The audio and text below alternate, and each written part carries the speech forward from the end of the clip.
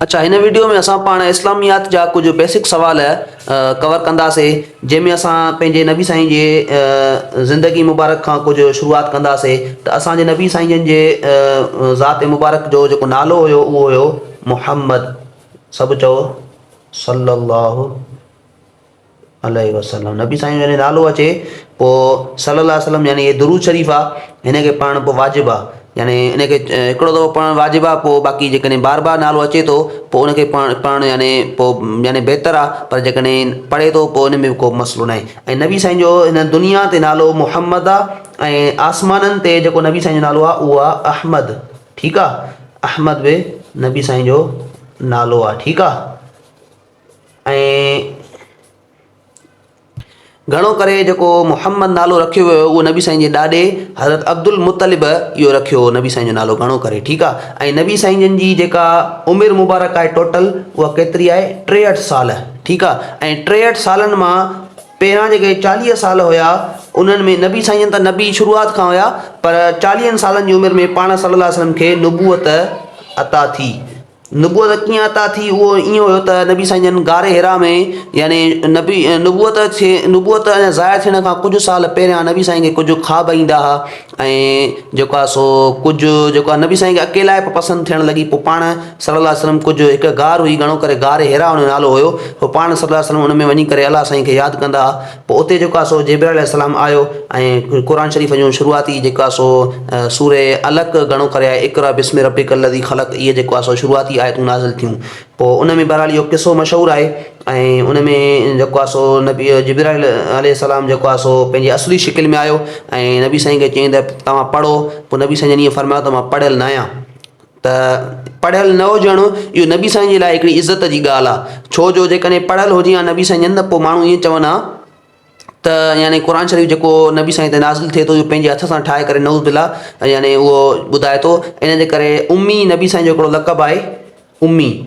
उम्मी जो मतिलबु हूंदो आहे न पढ़ियल। ठीकु आहे। त इन में इहा असांजे लाइ एब आहे, पर नबी साईं जे लाइ इहो एब न आहे, छो त असां अनपढ़ियल हूंदासीं त असांजे लाइ एब आहे, पर जेकॾहिं नबी साईं जन पढ़ियल हुजे हा त पोइ माण्हू ईअं चवंदा त जेको क़ुर असांखे ॿुधाए थो इहो पंहिंजे हथ जो ठाहे करे ॿुधाए थो। पर इन करे नबी साईं जन खे अलाह साईं नबी साईं जन खे यानी कंहिंजो नबी साईं जो कोई बि उस्तादु अलाह साईं क़बूल न कयो, कोई बि नबी साईं जो उस्तादु हुजे। ठीकु आहे।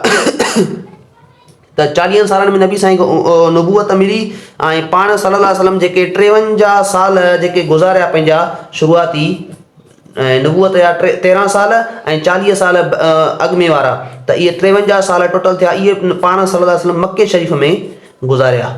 ठीकु आहे। ऐं पोइ आख़िरी 10 सालनि में पाण सल्लल्लाहु अलैहि वसल्लम मदीने शरीफ़ हिजरत करे विया। ठीकु आहे। ऐं मदीने जो पहिरां जेको नालो हुयो उहो हुयो यसरब, ईअं से सां यसरब। ठीकु आहे। सॉरी तिबा थींदी।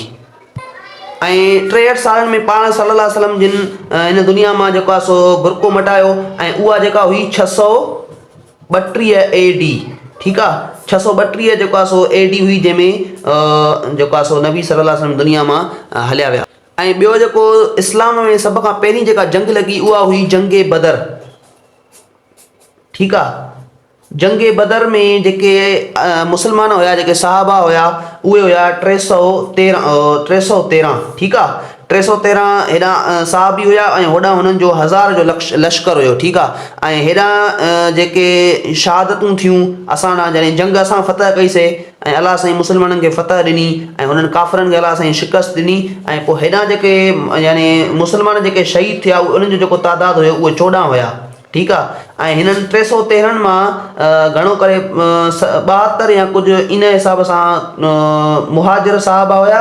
मुहाजिर माना जेके नबी साईं सां गॾु मके खां हिजरत करे मदीने में आया हुआ। बाक़ी जेको हुया मदीने जा अंसार साहबी, जेके मदीने जा साहबी हूंदा उन्हनि खे अंसार चइबो आहे, ऐं जेके मके जा जेके साहबी हूंदा उन्हनि खे मुहाजिर साहबी चइबो आहे, छो त उन्हनि हिजरत कई उन्हनि खे मुहाजिर चइबो आहे। ऐं मदीने में जेके रहंदा हुआ उन्हनि मदद कई, उन्हनि जे करे उन्हनि खे अंसार चइबो आहे। अंसार जी माना मदद करण वारा। ऐं ॿियो नबी साईं जन जेके हुया उहे दुनिया में हिन माना जेका हाणे दुनिया आहे इन दुनिया में नबी साईं जन आख़िरी नबी आहिनि, इन करे नबी साईं खे ख़ातमुन नबीयीन बि चइबो आहे। ठीकु आहे। ऐं ॿियो नबीयीन घणो करे ओ हीअं लिखिबो 2 या ईंदियूं नबीयीन। ठीकु आहे। यानी हिन जो मतिलबु इहो आहे त हाणे ॿियो को नओं नबी न ईंदो। नओं नबी जो मतिलबु इहो आहे त यानी जीअं अॻिले दुनिया में बिगाड़ पैदा थी पवंदो न, हिकिड़ो नबीअ खे काफ़ी सारो टाइम थी वेंदो त पोइ अलाह साईं वरी ॿियो नबी मोकिलींदो हुयो। पोइ इन हिसाब सां हाणे वरी ॿियो को नबी न ईंदो। नबूअत जो जेको सिलसिलो अलाह साईं रखियो हो शुरू खां आदम अलैहिस्सलाम खां वठी, उहो असांजे नबी साईं ते अची करे उहो माना पूरो थी वियो। हाणे ॿियो को नबी न ईंदो। बाक़ी माना पोइ हिते हिकिड़ी तव्हांखे इहा बि हिकिड़ी इंफॉर्मेशन ॾींदो हलां त जेको हज़रत ईसा अलैहिस्सलाम हुयो, हज़रत ईसा अलैहिस्सलाम, उन जे बारे में यहूदियुनि जा ईसाइनि जा मुख़्तलिफ़ टोला आहिनि। उन्हनि में के ईसाई चवंदा आहिनि त असांजे नबीअ खे, यानी उन्हनि जो नबी ईसा अलैहिस्सलाम हुयो, उन्हनि जे नबीअ खे के चवंदा आहिनि त फांसी ॾिनी वई ऐं के वरी चवंदा आहिनि त फांसी न ॾिनी वई। बहरहाल उन्हनि जा मुख़्तलिफ़ जेका सो उन्हनि जा आहिनि इहे चकर ॻाल्हियूं अथनि। बहरहाल असांजे क़ुर शरीफ़ में अलाह साईं वाज़े तौर ते ॿुधाए छॾियो आहे ऐं नबी साईं जे हदीसनि मां बि साबित आहे त हज़रत ईसा अलैहिस्सलाम खे कंहिं बि फांसी न ॾिनी। उन्हनि में ई जेको आहे सो उन्हनि पंहिंजा लश्कर मोकिलिया हुआ हज़रत ईसा अलैहिस्सलाम खे क़तल करणु, नऊज़ बिल्लाह शहीद करण जा। त पोइ अलाह साईं उन्हनि खे वरी वापसि जेको आहे सो पंहिंजे मथे आसमान ते घुराए छॾियो ऐं उहो वापसि जेको आहे सो आख़िरी ज़माने में जॾहिं क़यामत वेझी हूंदी, पोइ ईसा अलैहिस्सलाम खे अलाह साईं मोकिलींदो। ई बहरहाल अलाह साईं जे हिकमत जूं ॻाल्हियूं आहिनि। ऐं बाक़ी जेको आहे सो नओं नबी न ईंदो। मां तव्हांखे इन जे करे ॿुधायां त ईसा अलैहिस्सलाम नओं नबी कोन्हे, उहो नबी थी चुको आहे ऐं अॻिते हली करे जेको ईंदो बि उहो ईअं अची करे ईअं न चवंदो त हाणे मां नबी आहियां ऐं मुंहिंजे किताब इंजील खे फॉलो कयो ऐं मुंहिंजी जेको आहे सो पैरवी कयो, ईअं न हूंदो। उहो अॻिते हली करे क़ुर शरीफ़ खे ई उनजी दावत ॾींदो माण्हुनि खे ऐं उनखां अलावा नबी साईं जे तरीक़े ते हलंदो ऐं जेको आहे सो बादशाही बि कंदो। 40 साल घणो करे बादशाही कंदो ऐं हुते शादी बि कंदो ऐं हिन दुनिया ते यानी शादी बि कंदो ऐं जिहाद बि कंदो, दज्जाल सां विढ़ंदो। छो त हर नबीअ जिहाद कयो आहे ऐं ईसा अलैहिस्सलाम जिहाद न कयो। पोइ जेको आहे सो इहो जिहाद बि कंदो ऐं नबी साईं जे तरीक़े मुबारक ते हलंदो ऐं नबी साईं जे सुन्नत मुबारक खे माण्हुनि जी तालीम यानी दावत ॾींदो। बहरहाल इहो जेको आहे सो तव्हांखे विच में इहा ॻाल्हि ॿुधाई त नबी साईं जन ख़ातमुन नबीयीन आहिनि ऐं नबी साईं खां बाद ॿियो को बि नबी यानी न ईंदो। ऐं हज़रत ईसा अलैहिस्सलाम बि जेको ईंदो उहो छो त नओं नबी न आहे ऐं अॻु में नबी थी चुको आहे ऐं ईंदो बि त ईअं पाण खे जेको आहे सो यानी पंहिंजी दावत न ॾींदो, माण्हुनि खे ईअं ॿुधाईंदो त बाबा नबी साईं जन जी खे क़ुर खे उन्हनि जी सुन्नत खे फॉलो कयो। बहरहाल इहो जेको आहे सो थींदो। अच्छा, हुन खां बाद हिकिड़े नबी जो लक़ब आहे अबुल बशर सानी। ओ हीअं ठीकु आहे, सानी जो मतिलबु हूंदो आहे ॿियो। अबुल बशर माना इंसान ज़ात जो पीउ। त हाणे इहो कंहिंखे चयो वेंदो आहे? इहो चइबो अथव नूह अलैहिस्सलाम खे। ईअं छो चइबो आहे उनजी मां तव्हांखे वजह ॿुधायां थो। त छा थियो जॾहिं हज़रत नूह अलैहिस्सलाम जी जेका क़ौम हुई उन्हनि में काफ़ी सारियूं ख़राबियूं पैदा थी पयूं। पोइ हज़रत नूह अलैहिस्सलाम खे अलाह साईं ईअं चयो त तूं हिकिड़ी कश्ती तयारु कर। पोइ हुन कश्तीअ में हुन कश्ती तयारु कई। पहिरां माण्हू हुन ते खिलंसि पिया ऐं उन में नऊज़ बिल्लाह गंदगी बि कंदा या छा। पोइ बहरहाल अलाह साईं खे नूह अलैहिस्सलाम इहो अर्ज़ु कयो त साईं हे जेको आहे सो कीअं हाणे कश्ती ठाराई आहे तव्हां, हाणे हिन में कीअं सवार थींदा, हिन में गंदगी आहे। बहरहाल पोइ उन्हनि जे उन मुआशिरे में काई हिकिड़ी बीमारी पैदा थी जेका हुन गंदगीअ सां वरी जेको आहे सो उन्हनि खे उहा ख़तमु पई थींदी वञे। पोइ उन्हनि वरी उहा गंदगी पंहिंजे पाण खे हणणु शुरू कई। बहरहाल पोइ उन ज़रिए अलाह साईं उनजी कश्ती उहा वापसि साफ़ थी वई। पोइ उन्हनि ते माना अलाह साईं हिकिड़ो अज़ाब मुक़दर करे छॾियो। अलाह खे ख़बर हुई सभु कुझु त हे जेको आहे सो तबाह थींदा। पोइ उनजे करे जेको आहे सो हज़रत नूह अलैहिस्सलाम खे अलाह साईं चयो त तूं पाण ऐं तुंहिंजा जेके मुसलमान साथी आहिनि उन्हनि सभिनी खे पंहिंजी कश्ती ते सवार करे ऐं हितां जेको आहे जिते तव्हां रहो था हितां तव्हां निकिरी करे यानी हली वञो। ऐं टोटल सॼी दुनिया में माण्हू ई उहे हुया जिते यानी नूह अलैहिस्सलाम जिते मौजूदु हुयो। पोइ छा थियो त नूह अलैहिस्सलाम सां गॾु 80-82 माण्हू हुया, घणो करे 82 माण्हू हुया नूह अलैहिस्सलाम समेत। उहे जेको आहे सो हुन कश्तीअ में सवार थिया। बाक़ी जेके बि माण्हू हुया उते रहिजी विया ऐं नूह अलैहिस्सलाम खे अलाह साईं इहो हुकुम कयो त तव्हां पोइ हिते न ॾिसिजो ऐं पंहिंजे साथियुनि खे बि चई छॾियो त जॾहिं तव्हां कश्तीअ में वियो त पंहिंजे ॻोठ जी तरफ़ पंहिंजे माण्हुनि जी तरफ़ वापसि पोइ हिते न ॾिसिजो। छो त जेको ॾिसंदो त उहो अज़ाब एतिरो यानी दर्दनाक ऐं ख़ौफ़नाक हूंदो जो यानी उन जूं जेको आहे सो उन ते बि उन अज़ाब जो ॾिसण जे करे असरु थी थो सघे। उहो बि यानी हलाक थी वेंदो। उनजो किसो ईंदो आहे, कोई कंहिं शायदि पोइ हिते ॾिठो बि हुयो, उहो यानी जेको आहे सो हलाक थी बि वियो। घणो करे हाणे मूंखे उनजो नालो यादि न आहे कंहिं ॾिठो पोइ हिते। बहरहाल पोइ जेको आहे सो नूह अलैहिस्सलाम सां गॾु जेके माण्हू उहे 80-82 बचा, सॼी दुनिया में टोटल उहे ई माण्हू हुया, ॿिया कोई बि माण्हू न हुयो जेको माना बचो हुजे। छो त उहे सॼा जेके हुया ई टोटल उहे माण्हू ऐं उहे अज़ाब में मुब्तला थी विया, सभु ख़तमु थी विया। पोइ बचा ई हुनजे करे हे। पोइ हिननि 80-82 माण्हुनि मां अॻिते हली करे नसुल पैदा थियो ऐं नूह अलैहिस्सलाम जी औलाद मां अॻिते हली नसुल पैदा थियो। पोइ इन जे करे अबुल बशर सानी हज़रत नूह अलैहिस्सलाम खे चयो वेंदो आहे त ॿियो अबो। पहिरियों अबो कहिड़ा? हज़रत आदम अलैहिस्सलाम।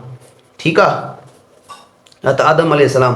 ऐं उन खां बाद जेका औलाद आदम अलैहिस्सलाम मां जेका पैदा थी उहा पोइ जेको आहे सो अची करे नूह अलैहिस्सलाम जे क़ौम ताईं अची करे उहा साॻी यानी औलाद यानी क़ौम हुई उहा जेका नूह अलैहिस्सलाम जी क़ौम बणी पोइ उहा जेको आहे सो उन्हनि यानी चवणु न वरितो पंहिंजे यानी वक़्त जे नबीअ जो त पोइ अलाह साईं उन्हनि खे जेको आहे सो हलाक करे छॾियो। पोइ ॿियो जेको नसुल पैदा थियो उहो नूह अलैहिस्सलाम मां पैदा थियो। इन जे करे अबुल बशर सानी हिन खे चइबो आहे, नूह अलैहिस्सलाम खे चइबो आहे। हाणे पाण थोरो अॻिते था हलूं त क़ुर शरीफ़ जी क़ुर शरीफ़ में टोटल सिपारा घणा आहिनि 30, ठीकु आहे। ऐं क़ुर शरीफ़ में जेके सूरत आयतूं आहिनि उहे आहिनि 6666, ठीकु आहे।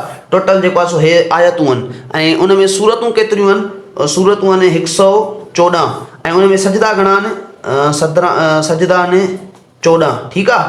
14 सजदा आहिनि, 114 सूरतूं आहिनि, 6666 आयतूं आहिनि, 30 सिपारा आहिनि ऐं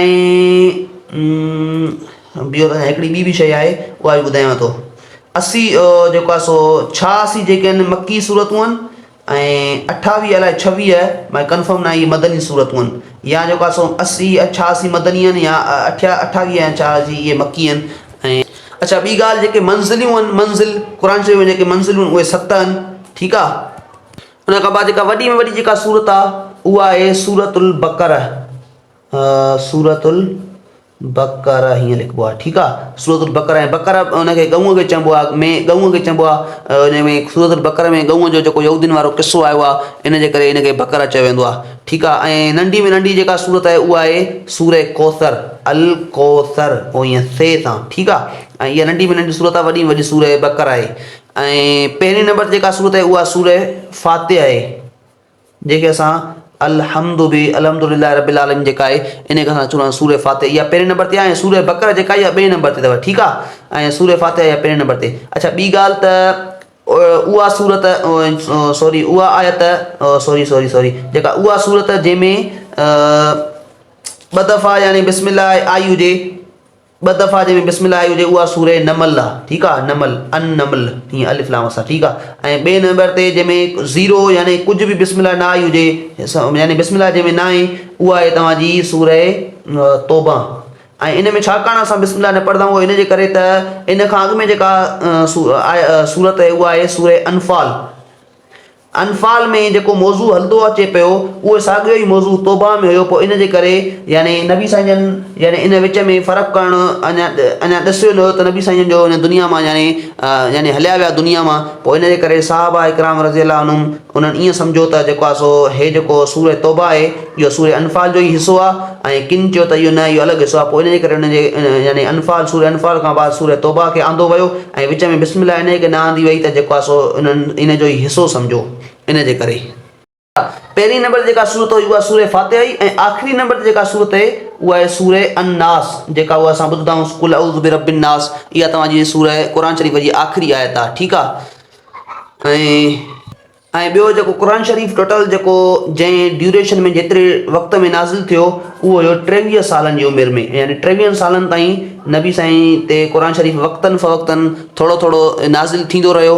इन में मुख़्तलिफ़ हिकमतूं आहिनि। हिकु त यानी क़ुर शरीफ़ जो जेको असरु ऐं वज़न आहे उहो हिकिड़ो इंसान जे यानी ज़र्फ़ जी ॻाल्हि न आहे। नबी साईं जो सीनो मुबारक दिलि मुबारक हुई जो हुनजो वज़न यानी खणी सघिया। ऐं ॿियो जेको आहे सो 23 साल नबी साईं जी नुबूअत वारी उमिरि आहे, यानी 40 सालनि खां अलावा जेका ॿी उमिरि आहे नबी साईं जी नुबूअत वारी उमिरि आहे। टोटल 40 ऐं 23 इहे 63 था थियनि, ठीकु। त 23 सालनि ताईं क़ुर शरीफ़ वक़्तनि फ़वक़्तनि नाज़िल थींदो रहियो। ऐं क़ुर शरीफ़ जो जेको ॿियो नालो आहे उहो फ़ुरक़ान बि आहे, ठीकु आहे। ऐं फ़ुरक़ान जेको आहे सो जी माना आहे फ़र्क़ु कंदड़, फ़र्क़ु कंदड़ यानी हक़ ऐं कूड़, सच ऐं कूड़ जे बारे में फ़र्क़ु कंदड़ जेको किताबु आहे उहो क़ुर शरीफ़ आहे। ऐं टोटल जेके किताब आहिनि उहे 4 अथव, ठीकु आहे। पहिरें नंबर ते जेको किताबु आहे उहो आहे ज़बूर। उहो तव्हांजो हज़रत दाऊद अलैहिस्सलाम ते नाज़िल थियो, हज़रत दाऊद अलैहिस्सलाम। ऐं ॿिए नंबर ते जेको किताबु आहे उहो आहे तौरात, ठीकु आहे। उहो हिते लिखांव थो, उहो तव्हांजो हज़रत मूसा अलैहिस्सलाम ते नाज़िल थियो, ठीकु आहे, तौरात। ऐं टे नंबर जेको किताबु आहे उहो आहे इंजील। ऐं इंजील खे इंग्लिश में बाइबल जेको ईसाई अक्सर पढ़ंदा अथव बाइबल हिनखे चइबो आहे, ठीकु आहे, इंजील। ऐं इहो हज़रत ईसा अलैहिस्सलाम ते नाज़िल थियो। ऐं आख़िरी नंबर जो किताबु आहे उहो आहे क़ुरान मजीद। क़ुरान मजीद इहो असांजे नबी हज़रत मोहम्मद मुस्तफ़ा सल्लल्लाहु अलैहि वसल्लम ते नाज़िल थियो, ठीकु आहे। अच्छा, ॿी ॻाल्हि त नबी साईं जो जेको ख़ानदान मुबारक आहे उहो हज़रत इस्माइल अलैहिस्सलाम मां अचे थो, ठीकु आहे।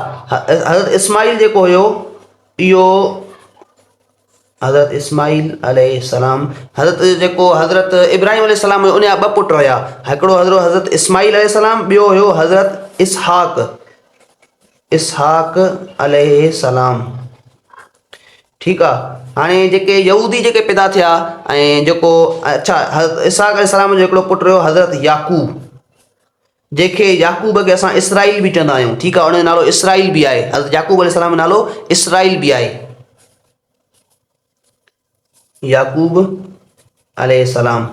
ऐं हज़रत याकूब जा वरी 12 पुट हुया, उन्हनि मां हिकिड़ो जेको पुटु हुयो उहो यूसुफ अलैहिस्सलाम हुयो, जंहिंजे यादि में ईसा अलैहिस्सलाम जेको हज़रत याकूब अलैहिस्सलाम जेको हुयो उहो यानी उनजी अखियुनि जी जेका रोशनी हुई उन एतिरो रुना हुया जो जेको छो त यूसुफ अलैहिस्सलाम हिकु त माना हसीन हुयो काफ़ी, ऐं उन यानी पंहिंजे पुटु पीउ खे ॾाढो प्यारो बि हुयो हज़रत यूसुफ अलैहिस्सलाम, त उनजे करे उनजी यादि में हज़रत याकूब अलैहिस्सलाम एॾा रुना हुया। पर पोइ बि ईअं फरमाईंदा हुआ त मां किथे पढ़ियो त उहे ईअं चवंदा त मूंखे पंहिंजे अलाह साईं यकीन आहे त मूंखे अलाह साईं पंहिंजो पुटु जेको आहे वापसि मिलाईंदो ॾेखारींदो, ठीकु आहे। त 12 पुट हुया याकूब अलैहिस्सलाम खे, हिकिड़ो यूसुफ अलैहिस्सलाम हुयो, ॿियो हिकिड़ो हुयो उहो मशहूरु पुटु आहे, उन मूंखे नालो बिन्यामीन नालो हुयसि घणो करे, उहो मूंखे हाणे कंफर्म न आहे, वधीक पोइ जेको आहे सो कंफर्म करे ॿुधाईंदोमांव। ऐं 12 जेको आहे सो टोटल पुट ऐं 12 कबीला हुया। उहो जेको मूसा अलैहिस्सलाम जेको वञे न पियो, उन में जेको आहे सो क़ुरान शरीफ़ में बि वाक़ियो अचे थो त जंहिंमें फिरौन जी जेको लश्कर हुयो उहो कढ पियो त हज़रत इहो मूसा अलैहिस्सलाम जेको आहे वञे पियो, पोइ 12 कबीला हज़रत मूसा अलैहिस्सलाम सां गॾु हुया।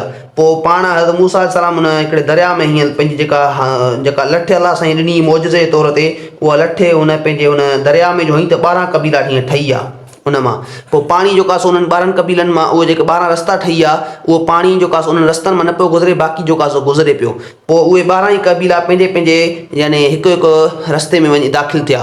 पोइ ईअं जेको आहे सो 12 अलाह साईं उन्हनि खे ईअं टपायो। पोइ जॾहिं वरी फिरौन पोयां आहिनि त वरी पोइ अलाह साईं उन दरिया खे वापसि वरी हुकुम कयो त वरी मिली वञे, पोइ उहो जेको आहे सो ईअं गरक थी वियो। बहरहाल हिते जेको आहे सो ईअं चवणु त हज़रत इब्राहिम अलैहिस्सलाम खे 2 पुट हुया, हिकिड़ो हुयो हज़रत इस्माइल ऐं ॿियो हुयो हज़रत इसहाक। ऐं ॿिया जेके नबी पैदा थिया बनी इसराइल जा, जीअं मूसा अलैहिस्सलाम थी वियो, ईसा अलैहिस्सलाम थी वियो, हज़रत हारून अलैहिस्सलाम थी वियो, इहे जेके बि नबी हुआ इहे हज़रत इसहाक मां पैदा थिया। ऐं हज़रत इस्माइल मां ॿियो कोई बि नबी न पैदा थियो, ठीकु आहे। हज़रत इस्माइल जो जेको पुटु हुयो उन में उहे माने ईअं सम्झो इस्माइल पाण नबी हुयो, वरी पोइ वेंदे असांजे नबीअ ताईं ॿियो कोई बि विच में नबी न आयो। इस्माइल अलैहिस्सलाम नबी आहे, उन खां बाद आख़िर में जेको नबी पैदा थियो आहे इस्माइल अलैहिस्सलाम जी औलाद मां, उहो असांजा नबी हज़रत मुहम्मद सल्लल्लाहु अलैहि वसल्लम पैदा थिया, ठीकु आहे। ॿियो थोरी बेसिक नॉलेज इस्लाम जे हवाले सां ॾिसूं था त इस्लाम जा जेके रुकन आहिनि बुनियादी जेके उहे आहिनि 5, ठीकु आहे। त पहिरें नंबर ते जेको आहे उहो आहे तौहीद, जेके असां कलमो चवंदा आहियूं, पहिरियों यानी कलमो पढ़णु, तौहीद यानी अलाह जी हिकिड़ाईअ खे मञणु। उन में जेको आहे सो तव्हांखे पढ़ियो आहे ला इलाहा इल्लल्लाह मुहम्मद रसूलुल्लाह सल्लल्लाहु अलैहि वसल्लम, इहो जेको आहे सो असां कलमो पढ़ंदा आहियूं। तौहीद माना अलाह साईं खे हिकु करे मञणु, इहा तव्हांजी जेको आहे सो इस्लाम जो पहिरियों रुकन आहे। ऐं ॿिए नंबर ते जेको रुकन आहे उहो आहे नमाज़, ठीकु आहे। हे जेको आहे सो ॿियो थंबो आहे। अच्छा, हिननि रुकननि खे थंबा बि चइबा अथव, इस्लाम जा थंबा ऐं इस्लाम जा रुकन, इन्हनि खे तव्हां चई सघो था। ॿिए नंबर ते निमाज़, 3 नंबर ते आहे रोज़ो, ठीकु आहे। 2 नंबर ते आहे रोज़ो ऐं 4 नंबर ते आहे ज़कात, ठीकु आहे। ऐं 5 नंबर ते आहे हज। यानी हे जेके पहिरां 3 आहिनि इहे हर कंहिं सां वाबिस्ता आहिनि, अमीर हुजे ग़रीब हुजे सभिनी सां। बाक़ी जेको आहे हे जेके आहिनि ज़कात ऐं हज, इहो जेको आहे सो ज़कात बि उन ते वाजिबु आहे जेको माना अमीर हुजे साल फ्री अचेसि, सॼे हुन माल ते जंहिंजी ज़कात कढे थो उन साल बि फ्री अचेसि। ऐं उनजो निसाब मुख़्तलिफ़ कॾहिं हुन ते वीडियो ठाहे तव्हांखे सम्झाईंदो उहो निसाब केतिरो आहे कहिड़ो आहे। ऐं उन खां बाद 5 नंबर ते आहे हज।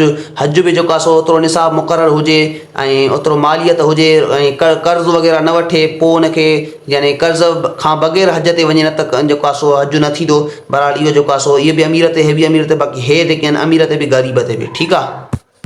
अच्छा, हिते मां तव्हांखे हिकिड़ी ॿी ॻाल्हि ॿुधायां त इस्लाम में जेका यूनिटी आहे न, इतिहाद, इहा हिकिड़ी इस्लाम जी हिकिड़ी प्रीशियस ऐं अनमोल शइ आहे। जंहिं यानी जिते असां वटि हिकिड़ो हूंदो सब कॉन्टिनेंट, इन जे बारे में मां तव्हांखे थोरो ॿुधायां त जॾहिं सब कॉन्टिनेंट में हिंदू ऐं हिंदुनि जो ख़ासि करे वधीक यानी हो हुयो उरूज हुयो, त इस्लाम जॾहिं आयो त उन्हनि यूनिटी ॾिठी। छो त हुननि हिंदुनि छा ॾिठो हुयो, हिंदुनि में मुख़्तलिफ़ यानी फ़िरका अथनि। हिकिड़ो हूंदो आहे ब्राह्मण, ठीकु आहे, ओ ईअं हिकिड़ो ब्राह्मण, ॿियो शूदर, ऐं उन्हनि जा मुख़्तलिफ़ मूंखे यादि न आहिनि। ब्राह्मण जेको आहे उहो सभ खां वॾो आला क़िस्म जो हूंदो आहे, उनखे वॾो हिकिड़ो माना उनखे वॾी बरकत वारो ऐं भलो सम्झंदा आहिनि। ऐं आख़िर में हिकिड़ो हूंदो अथनि शूदर अलाए केरु, उनखे माना ॾिसण गुनाह सम्झंदा आहिनि। माना उनखे चवंदा आहिनि त असां सुबुह जो उनखे ॾिठोसीं सॼो ॾींहुं असांजो ख़राबु गुज़रंदो। पोइ इन हिसाब सां यानी उहे भंगी हूंदा, भंगियुनि खे अलाए कंहिंखे माना उहो चवंदा आहिनि। पोइ बहरहाल पोइ हुननि जॾहिं इस्लाम यानी हुननि ॾिठो त अमीर बि उन ई सफ़ में बीहे पियो, ग़रीब बि उन ई सफ़ में बीहे पियो। जीअं जेको आहे सो यानी ईअं सम्झो हुननि इस्लाम जी जेका यानी एकाई ॾिठी, यानी वननेस ॾिठी, यूनिटी ॾिठी, त हुननि माना चयो त यार हे जेको आहे सो अलाह जो हक़ वारो दीन त माना हे आहे। पोइ जेको आहे सो ईअं सम्झो यके बाद दीगर माना ईअं सम्झो मुस्लमान माण्हू थींदा विया लॻभॻि जेके यानी आख़िरी जेको हिन जो तबिको हुयो न, हे वारो शूदर या ॿियो को नालो मूंखे कंफर्म न आहे, उहा त ईअं सम्झो सॼा ई जेको आहे सो मुस्लमान थी विया। छड़ो इन जे करे जो होॾे हुननि खे इज़त बि मिले, बादशाह ऐं किसान, हारी मज़दूर बादशाह सां गॾु सिफ़ में बीहे, निमाज़ गॾु पढ़नि, अलाह जे अॻियां गॾु झुकनि, त पोइ इन में माना उन्हनि ॾिठी त यार माना असली त इंसानियत हे तो, इस्लाम थो सेखारे असांखे इंसानियत।